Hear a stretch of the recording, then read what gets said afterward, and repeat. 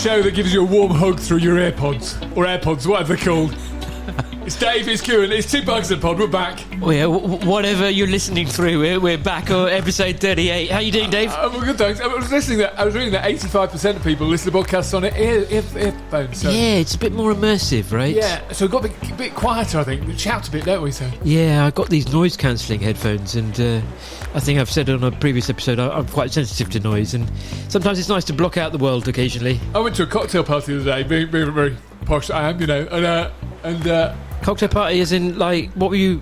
As in your black tie, or no? It's just a 50th birthday party, right? And I still hang out with youngsters, you know. Yeah. And I felt it was quite claustrophobic. It's a little bar down the middle of Clapham. Yeah. And I felt quite claustrophobic. I was really symptomatic. Right. In my face and something. The noise was really getting to me.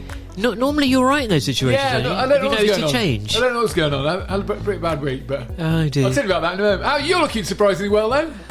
Thank you. Am I not looking well normally? No, look crap. Yeah. Thanks. No, I've had another change in meds actually. Is this self-induced or? Is it? It's sort of under supervision as such. I've removed entacapone from my cocktail of meds. Entacapone being the one that makes you wee turn very yellow. Yeah, that one.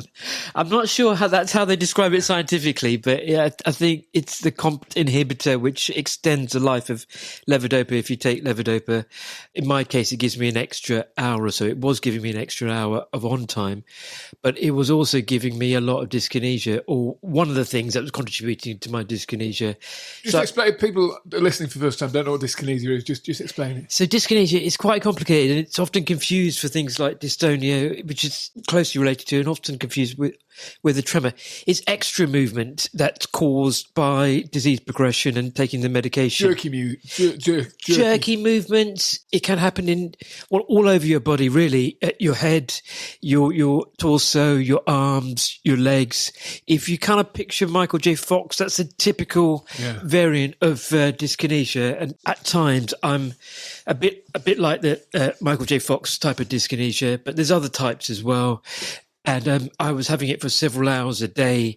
And what's happened now, as a result of stopping my entacapone, and if you are thinking about changing medications, just do so, in consultation with your nurse or your doctor, because it can be quite dangerous to make a sudden change. So it's improved you, has it? It's improved. Well, I've swapped several hours of dyskinesia for several more hours of off time. You'd trade that, wouldn't you? I would trade that, yeah. I always remember that episode where we had Matt Eagles. He said, I'd rather be off than be dyskinetic, and I can very much vouch for that, at least in my case. And it is different for everybody, and not everybody develops dyskinesia, and it's not always debilitating for people, but in my case it was. I was, my biggest risk of fall was not from balance issues, but it was from dyskinesia. I was having problems going down the stairs and so on. And so I decided to make a change, and I'm a lot worse in many respects in terms of I'm slower, my voice has suffered a bit, my vision has suffered, I get a lot more blurry vision, and I'm peeing a lot more, all the rest of it, but my dyskinesia is greatly reduced, and that's allowed me to go out more. It's allowed me to be more sociable, less anxiety. So those sorts of things, I take that as a sort of a positive trade-off, but unfortunately, it's a terrible choice to have. What about you, Dave? I had a bad week last week. It's rare to have a bad week, but I had a bad week because I was by myself a lot. My wife was working, my son was working. Yeah, and you don't like being by yourself, do you? I find it quite I sort of navel gaze and stuff. And navel gaze, as in into the yonder. I just think what's going on, Right. I think too deeply about stuff when I'm by myself. Right. I prefer to be with people, and sociable. I rang a few people up and everyone was busy and stuff, and I just felt a bit sorry for myself for a week. Oh, dear. So but I played a couple of games of tennis. I was fine. Did some exercise. Did some weight. I've got the weights out in the garden. You can see down there. And I felt better for that. But I think being by myself isn't a good thing, when I'm on my own. Well, it's no good for anybody, but I think loneliness has been proved to worsen symptoms in Parkinson's. So it's definitely a thing. And what's got you out of it, or you're not out of it yet? I'm out of it now. I think I'm Played tennis with you yesterday, beat you, which is good. I let you beat me just to make you feel better, actually. And I've been releasing the inner child as well. Which All right, yes. I did a tweet, say, splash in a puddle, release the inner child, splash in a puddle, roly-poly down a hill, walk barefoot on grass, buy some bubbles, kick leaves, skip to the shops. It'll make you smile. I did some of those things. Wonderful. I've been playing with leaves. I've seen pictures of you kicking leaves, yeah. Yes. Just being a kid, same sort of theme. And at that time, I can feel alive again. You know, I can almost get myself out of an off without medication if I do something fun like that. And it's really quite remarkable. Never underestimate the power of being a kid and doing something playful and joyful. I think this time of year as well, when it's getting darker, you know, the other day I was walking in the rain and it was, 2:00 in the afternoon. You can see it's already getting overcast and starting to get dark. And I think seasonal affective disorder affects people with Parkinson's. I was reading that men in northern Scotland are 30% more likely to die in the months of January and February. Because of suicide? No, because of darkness and depression. Right. It all kicks in. Right. Yeah, it's definitely a thing in Parkinson's. Serotonin, particularly with the short days, serotonin is a bit underrated in Parkinson's, but it also contributes to movement, mood, motivation, and things like this. So it's no surprise that us Parkies suffer in winter, the colder, shorter days, and I think we've got an example of that coming up. The wonderful Ellie Finch, who's so eloquent, PD Mama, she's called on social media, and she did a YouTube video about when Parkinson's strikes in winter. It can be really tough. Have a listen to this. I had a moment yesterday where I was going to pick the kids up from school and I got the bus down into town, and the walk that I had to do to get to the school was I was just like the Tin Man, which I get all the time, but when it's really bad, you're just like a robot. You just can't no movement at all in your neck or your head or your arms, and you're tremoring, and your facial expressions are warped, and it's hard. And I was in a cafe after school with my daughter, and I asked the guy at the counter if he could take my drink over to the table because I wouldn't be able to carry it, and the look that he gave one of his colleagues, this eye roll, I was just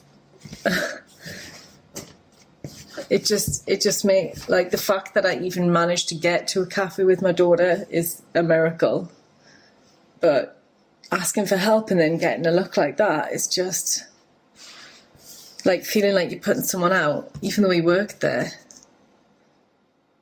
It just makes me really even more sad than I already feel at the minute.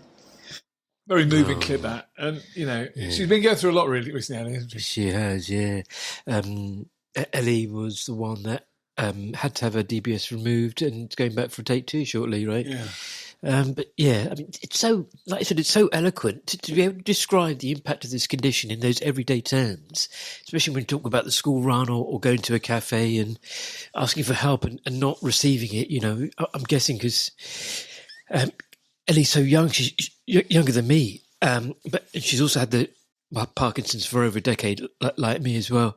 People don't expect it. A server at a cafe, I'm guessing if she was 40 years older, would happily take her drinks over to the table, right? Yeah. Unfortunately, the world is what it is, and people's awareness is what it is. But Ellie advocating in this way and showing the practical day-to-day impact can only be a good thing to educate people, right? Yeah, very brave as well. Just brave getting on the bus when you got Parkinson's. Yes. Getting out there, picking the doors from school. It's all these things, little things, are amazing when you're Parkinson's. Just having that ability to get out and just go, I'm going to do it. I wasn't feeling rubbish. I'm going to do it. Yeah. Well done, Ellie. Well done. There's something about the school run, particularly. I mean, I don't have kids, but there's something very emotive about picturing that scenario about the school run and you're struggling in that situation, right? Because you've got no choice. No. You've got no choice. Most other things you can pass on or make a compromise with, but you can't with those things. So, like you said, very, very brave and a great description of how this condition can affect people, particularly the young. We'll put that full video on we'll leave a link. Show notes. Today's guest is quite fascinating, isn't she? The woman who can smell Parkinson's, Joy Milne. We met her at Parkon in Leeds the other week when we did the Baz Bloom It was a great event, wasn't it? It was a great event, and Joy was one of many wonderful people we've met there. She's got a remarkable story. I've heard it a few times before, but I was blown away again hearing directly from Joy. Have a listen, because it's led to something quite remarkable.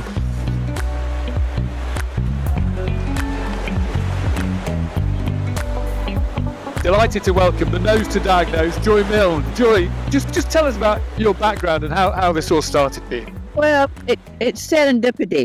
My life has been serendipity. I met my husband at school when we were 16. He went on to do medicine, and I was going off to do languages.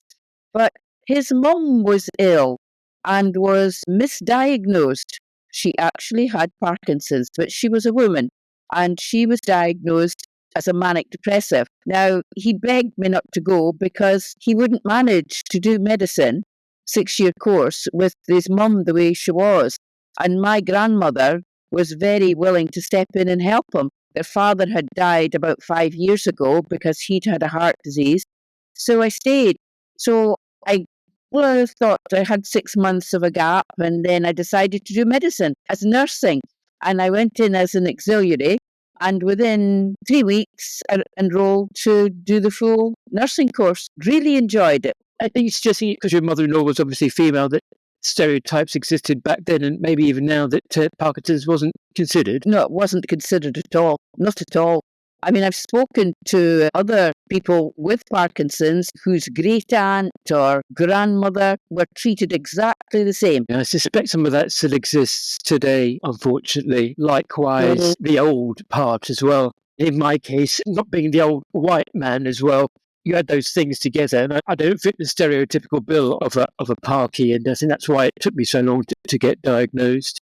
But that's another story. So childhood sweethearts, you and Les, and then he was diagnosed with Parkinson's officially at the age of 45, but unofficially by you some years earlier. Is that right? He was 31, 32. He'd been an international swimmer. His studying in medicine took over. He stopped swimming, and the first change was when he was 27, 28. He had this different smell, and I just presumed it was because he had stopped swimming.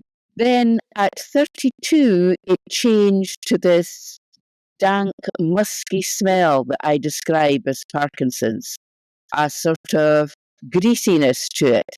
I didn't know at the time. I didn't think about his skin as a problem, I didn't think of it as the problem, but he had very greasy skin then, and he had rashes. He was getting spots, especially in his hair. But yes, it was a pre-diagnosis, as I have done with several people. So, yes. When did you realise the smell on your husband was Parkinson's? Well, I didn't at first. I am 74. I'm coming up for 75. And in my day, we saw very few people with Parkinson's. I had only seen one person, an elderly lady, and she was going off to Liff Hospital, to the psychiatric hospital, and she had been misdiagnosed as well. And I could recall the smell of this one woman, and I thought, that's strange. And she wasn't diagnosed, so I didn't click that it was Parkinson's. And over the years, I was 6.5 when my grandmother told me of my hereditary hyperosmia. I turned up in the kitchen, very bad-tempered, threw my school bag across the kitchen and said to her, I can't stand my friends. They all smell. And she said, no, you can't be saying that.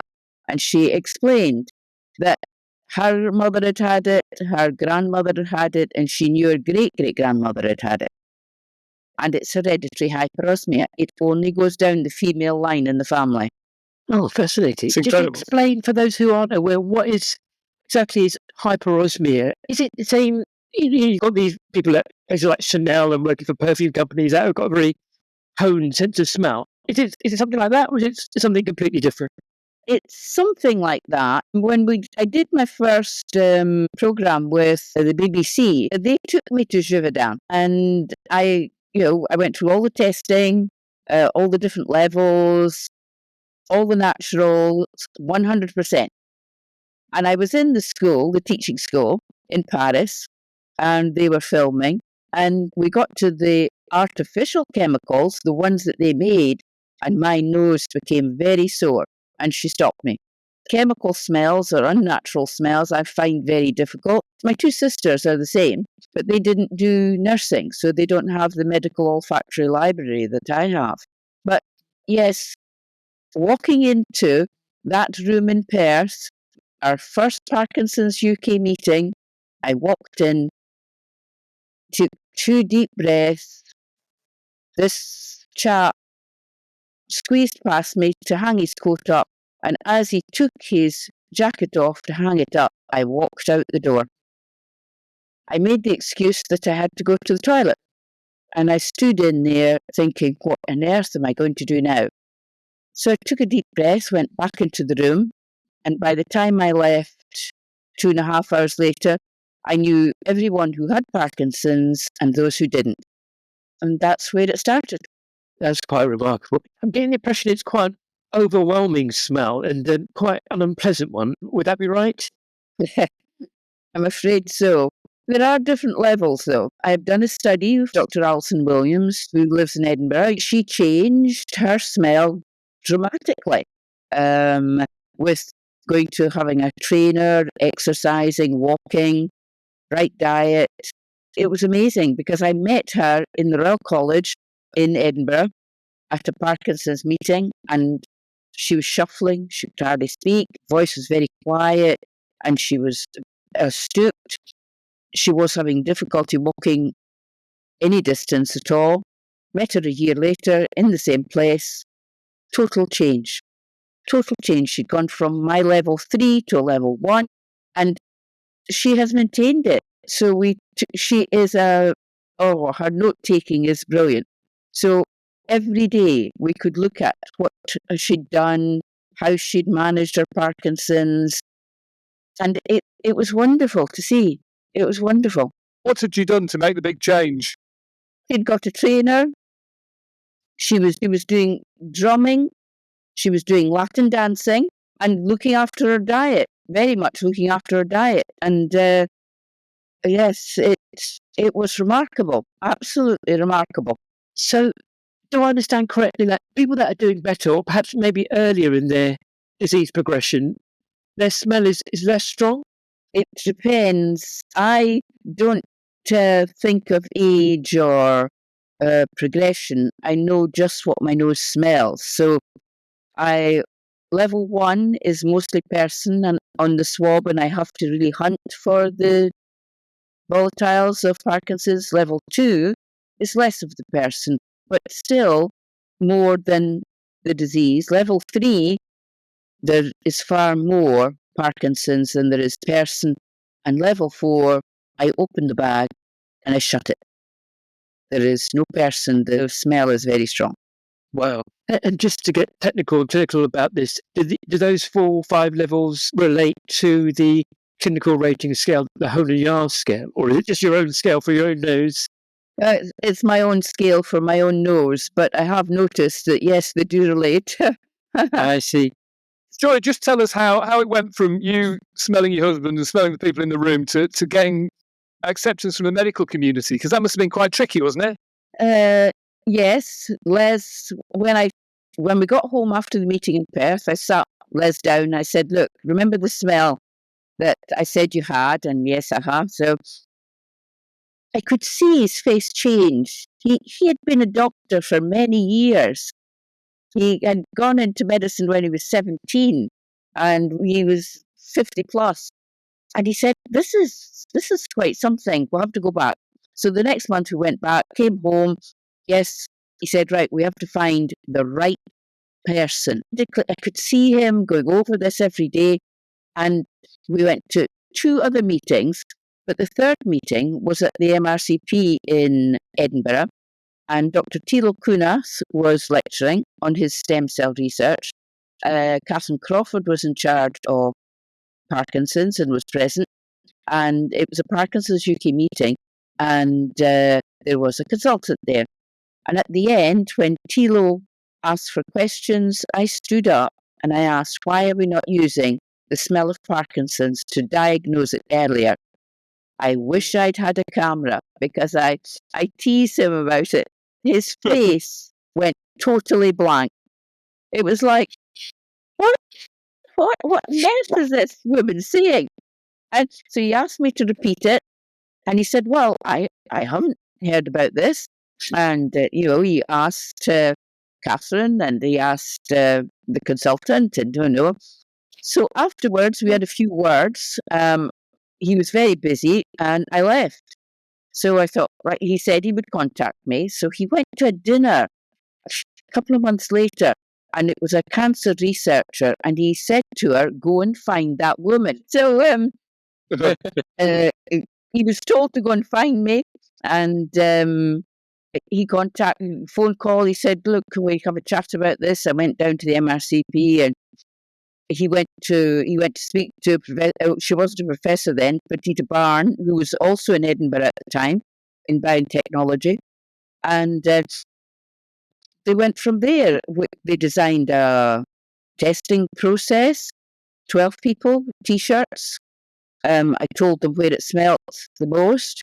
They cut out the back. It's on the back of the shoulders and down the back of the neck. They wore the T-shirts for 24 hours, no washing, keep them on. So there were controls and people with Parkinson's. And they cut out the back. Then Thilo had the brilliant idea of cutting that in half. So I then had double the number of samples to smell. We sat down and did it, and I got this one, and Thilo said, well, you've got a false positive here. I said, I don't think so. It's the strongest sample. He said, well, he's in the control. I said, well, we'll see. I said, well, just to show you how well I can do it, I said, all these half T-shirts are in separate bags. I'll put them back as the one person. And I did it, 100%. I put two halves of T-shirts back into the people. Like a puzzle. Yes. And tell us what happened with the one that you, quote unquote, got wrong. Well, I didn't get it wrong. That was my second pre-diagnosis after my husband. He came back to Thilo and asked, what did you say about my T-shirt? And Thilo asked him why, because he wasn't going to preempt it. And he said, well, I've just been diagnosed. And this was 6-7 months later. Well, that's quite remarkable. That's really quite a remarkable story. Curious about the ethics of this, because we met a few weeks ago, and one of the first things I asked you, I'm sure you get this all the time, is what do you smell on me? And you said, well, you're just not allowed to say, right? Because you're effectively Yes. a medical tool yourself, a human tool, right? One of the things I find more difficult is being with people with Parkinson's who have a level 3. Because in actual fact, I could Right. say to them, perhaps you're not on the right dose of tablets, or you're not exercising enough, Right. or you need to see your physician, you need to see your neurologist. And that is the most difficult thing for me. When there's something actionable that person can do in terms of changing their treatment, it's more tempting to make an observation, I guess. In terms of Les and other people that you've been smelling, as it were, sounds very strange. But do you notice difference in the time of day? Both Dave and I experience on-off periods throughout the day, and as many people with more advanced Parkinson's do as well. Did Les smell different at different points of the day? Yes, I got used to that, and I could almost tell when, if we were doing something together or eating together, I could tell he was going to go off. And that in itself is quite difficult. It just changes slightly. It's perhaps another smell kicks in, or I've not defined that. He died 10 years ago now, and I never got my head round that, but I do know it happens. Sometimes not, but other times it could be quite, especially when he was more advanced. I could detect he was about to struggle. Did he die of Parkinson's? He died because of the side effects of Parkinson's. Dr. Alison Williams was diagnosed with another disease that often comes in Parkinson's. Her physician said, well, it's two different systems. And Alison's reply was, I do believe I live in one skin. So yes, Les had Parkinson's. He had problems with heart disease, now mild, but we have found very bad dysregulated cardiolipids in the swabs. Also, he had very bad urinary infections. And in the end, it was permanent.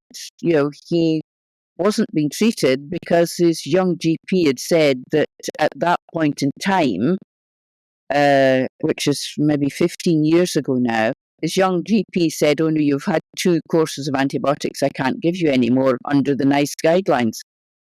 But I know that policy has changed. Yeah, urinary infections is one of the main causes, direct or indirect, of death related to Parkinson's. Can you tell us, Joy, a little bit about your work subsequent to that with Manchester University and how your human smell test is being made into an actual test for diagnosing Parkinson's? Are we at the point now that this sort of thing could be deployed to primary care, to GPs, and so on? Yes, it could be. The first testing that we did included the UK and the Netherlands, and it was very successful. We tested over 4,000 swabs over the 9.5 years. It is a simple test, swab across the back of the neck or a Q-tip. Dr. Dipanjan Sarkar designed a process on chemical paper into a small triangular shape metal piece that goes into the machine. We have had huge successes. What we've discovered, though, is Parkinson's is a complicated disease. It is diagnosed when 50 to 60% of the neuronal damage is done. It has to be diagnosed at 20 to 30% for any inroad to stop it. It really does. You're hoping that the combination of your ability to early diagnose and get biomarkers early, and the combination of a drug that may be already in existence might, if someone gets diagnosed now via smell, it stop it and not cure it, but stop it in its tracks.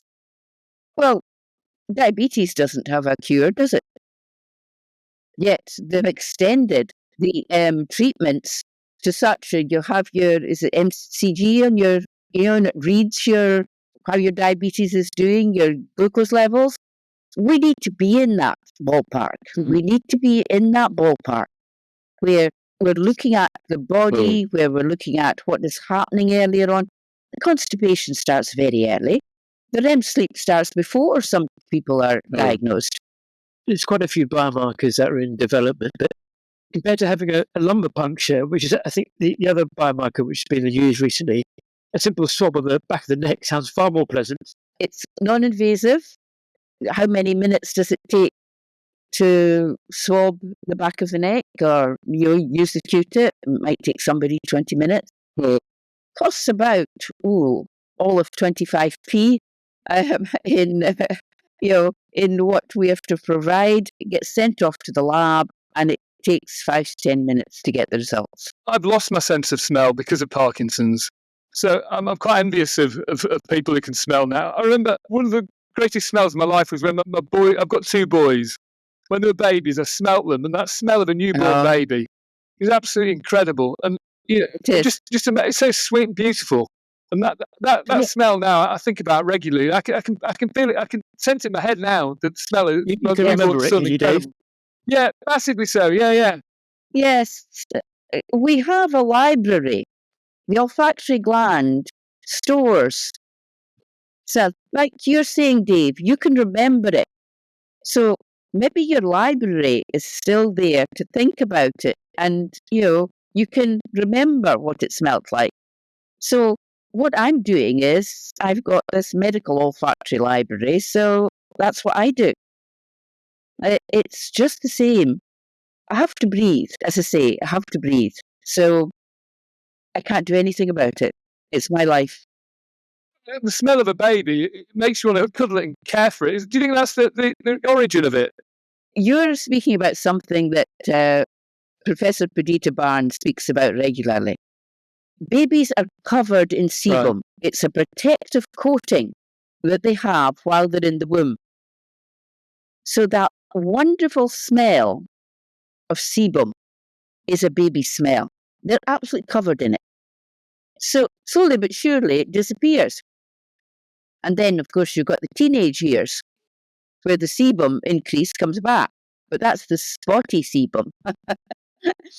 But now the body's clever enough to know if you had sebum on your hands and your feet, you would drop things and you would slip. So we don't have any on our hands and our feet. So that's how clever the body is. Can you smell other conditions? We are producing a test for young people in TB. My great aunt had TB, so I've always known the smell of TB, and I'm old enough to have actually nursed people with TB. So I was approached by a popo, capital APOPO, in Tanzania, I should say, and I went out there. I tested with the great African pouch rat, and I actually scored higher in smell than the great African pouch rat. So we are now doing research in Manchester to produce a test for young people. To put it into real terms, 5,000 people die a day of tuberculosis in the world. Over 1,000 of those are small children because they can't produce sputum. They are only diagnosed when the open boils appear, and of course they then die. So we could swab them. We could just, if somebody in the family has been diagnosed with TB, we could swab the whole family and they would be diagnosed and given treatment. Tell us a bit about Les. There's something you said that implied that maybe he was a bit sceptical at first about this whole smell test, and he himself was a convert in the end. Did I hear that right? Yes. When we first started, you could hear doctors saying, that smells funny. But I have a very good book. It's called The Scented Ape. Now, Avicenna, Galileo, Hippocrates, they all said the best thing a physician could have was a nose. And then we got to the Renaissance, and Renaissance man, and I'm not going to say which one because he's very famous, wrote, we should not be using the sense of smell. It is an animal instinct. Well, what are we but animals? They put an end to it. We met you a couple of weeks ago at Parkon. It was like, when you walked in the room, it was like a superstar had walked in. Do you get that amongst Parkinson's patients? You've got this aura about you. People go, it's Joy. I love the Parkinson's community. I absolutely love you. You have supported me throughout. I mean, it's lovely to speak to everybody, and you just you're very nice to be with. They know we smell it. Well, I mean, if you don't mind me saying so, Joy, you're now 74, I think it is. What continues to drive you? Because after Leeds, you said you're off to Barcelona, and then you're going to a meeting in Manchester after that, and you're involved in so many things, going off to Tanzania and so on. What is it that drives you? Les, as he was dying, we had 2 days where it was obvious he wasn't well at all. And last night he did say to me, you promised me you will do this. You will take this and forward it. It was part of his legacy. He was so committed to it. Yes. Mm. Wow, that's really quite remarkable.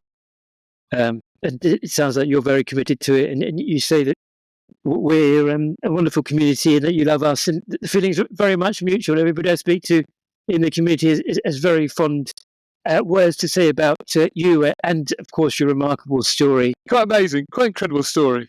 Amazing. Cool. Mhm. What I Thank would you. say to you, is be hopeful. The future isn't in full swing, but will soon be there. It will. It will. It's changing. The whole picture of Parkinson's and how Parkinson's should be treated. Look forward. Yes. Mm. Thank you, Joy. That's very comforting, and really lovely to hear your story. It's a wonderful story of science, but it's also a wonderfully human story as well. So thank you very much for sharing. Very brave of you to stand up in that meeting and just say, what about smell, you know? Well, yeah, I've been at those meetings, and it's quite intimidating, isn't it, Dave? So Yeah. I think so, yeah. Yeah, Dave, I will tell you, I did not do it with consciousness. It was really strange. It was an out-of-body experience. My knees began to straighten, and I'm going, oh no, no, I'm going to be standing here. And I'm saying, oh no, no, no. And then when I stood up and Tila looked at me, well, I had to do it. I didn't have any choice. But yes, it was a very strange experience. We're glad you did it. Yeah, I think you started by saying it's all about serendipity, your story, and I think that's a good example of that. Yes, very much so. Very much so. Mm. It's nice to see the both of you. Good to have you on. Thank you very much. The incredible Joy Milne. Some story, that, isn't it? Yeah, it's so appropriate her name's Joy, because she's spreading the joy and spreading this remarkable story. And actually, when a test comes out, that's just going to be amazing, right? And it wouldn't never have happened if she didn't attend an event put on by Parkinson's UK, where you've got mixture of patients and healthcare professionals, right? It just goes to show taking part can make a difference. Yeah, I'm a bit disappointed that we're a bit smelly. I was expecting we'd be quite nice scent. I think we'd be violets and tulips and daffodils and roses, fresh roses, but we smell like old dogs. I think. Yeah, I'd love to know what she smelt on us, but as she said, ethically, she can't. But what a remarkable story, and what a remarkable woman. I hope she doesn't mind me saying it, at her age, to persevere in this way. Wow, I'm just blown away. She's very driven, isn't she, because of family connections and, of his husband and everything. So it's passion for her. It's a mission for her. Yes. And she's still going. Yeah, absolutely. Well done, Joy. Okay, ready for a bit of this? People with Parkinson's do amazing things. A huge two Parkinson pod shout out to broadcaster John Stapleton, who's opened up about his own Parkinson's diagnosis. He's been speaking to Good Morning Britain, Richard Madeley and Susanna Reid.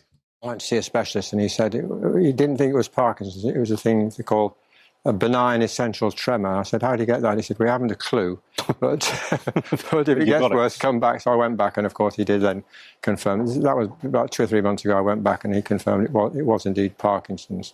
And I also had other symptoms as well. Difficulty swallowing, handwriting going. You find yourself writing in tiny letters that no one else could decipher. Feeling fatigued a lot of the time when I wouldn't do otherwise, And, of course, the voice.